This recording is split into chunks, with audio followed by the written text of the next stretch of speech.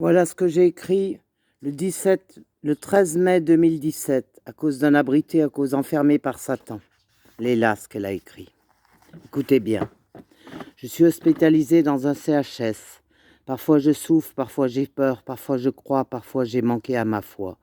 J'ai laissé le temps de seconde en seconde qui part comme des partitions sur un cahier, mais les mots qui s'envolent me font quelquefois avoir peur tout autour de moi.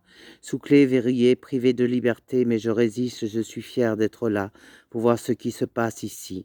Maltraitance, lit électrique, chambre d'isolement, cachet à outrance. On a l'impression d'être pris dans un grand piège où quelques personnes s'ouvrent comme des poupées à nous faire, s'acharnent comme des poupées à nous faire du mal.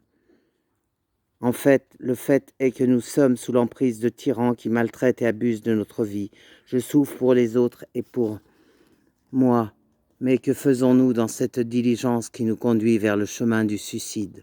Heureusement que nous sommes des femmes et des hommes fiers et surtout costauds, car nombre de nos concitoyens seraient morts depuis longtemps de toute cette maltraitance.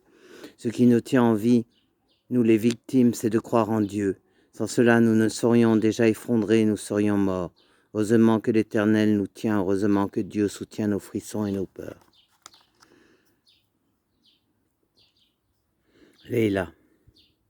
Pardon mon cœur de laisser à la tienne, à la mienne, ma voix se fondre, mais sous les jardins des délices se laissera un jour dériver pour nous, car les derniers seront les premiers, là-haut sous les vertes royales, et tout ce qui court, et votre orgie laissera sous ce monde les blessures et les fêlures de votre civilisation, qui désormais court à sa perte. La perte de la civilisation est due à la Malkésédek qui envisage comme promesse l'argent avant l'honneur. Quand l'homme et la femme vivront ensemble d'amour, d'amitié, de promesses, de pardon, et auront l'honneur d'être des êtres qui construiront la civilisation des gens honnêtes, droits, justes, humbles et sauront avec respect et honneur comprendre le langage des oiseaux, de la paix, de la justice de Dieu. Léla.